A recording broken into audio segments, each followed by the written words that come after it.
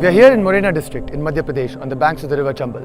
The entire area behind me, as far as the eye can see, is the ravines of the river Chambal.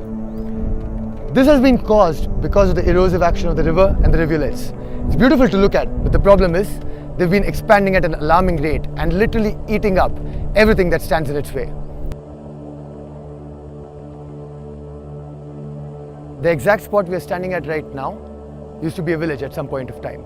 All that remains here now is a temple to the local guardian saint, Baba Devpuri.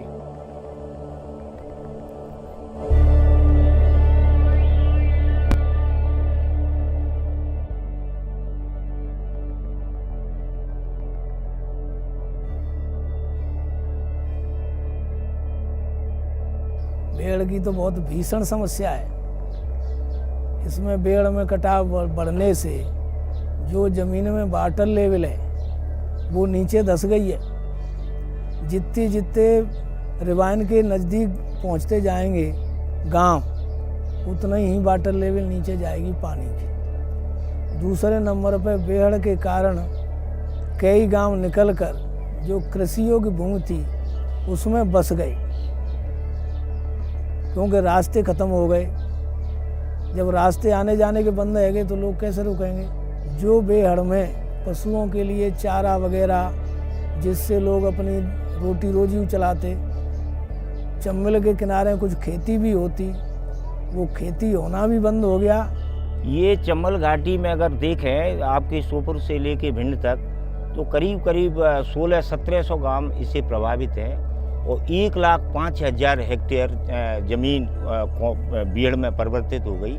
जिस ज़मीन में कि सरसों हुआ करती थी, गन्ना होता था, गेहूँ होते थे, चना होते थे, बहुत उपजाऊ ज़मीन जो थी वो धीरे धीरे जाने से लोग भूमिहीन और बेघर होके यहाँ से पलायन करने लगे हैं। This here is Pipri village, formerly located close to the Baba Devpuri temple a couple of kilometers away. They relocated here to escape the expanding ravines, but that didn't help much. As you can see, the ravines have stretched up to the village peripheries. The only reason they're still here is because this entire area has been treated to prevent further expansion.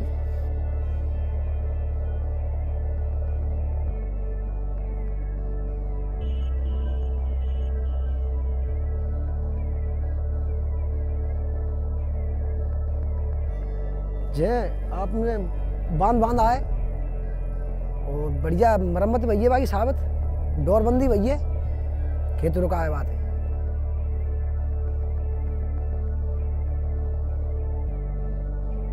We are standing in Bindwa Chambal village, and villagers here have been able to reclaim a part of the ravine lands by building check dams to regulate the flow of rainwater and prevent cutting and erosion of the soil.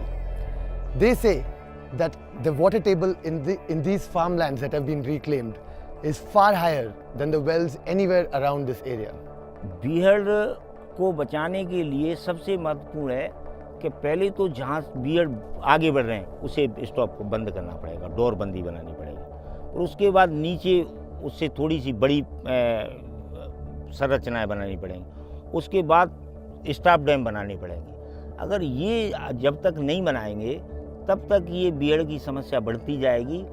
और मेरे अंदाज से तो ये करना बहुत ज़रूरी है कि पहले दौरबंदी करो, फिर छोटी संरचनाएं बनाइए और स्टॉप डैम बनाइए, तो उससे सॉइल एवं वाटर कंजर्वेशन का एक बढ़िया काम होगा और बीहड़ भी प्लान होंगे, लोगों की खेती बढ़ेगी और ये बीहड़ की समस्या धीरे धीरे ख़त्म हो जाएगी।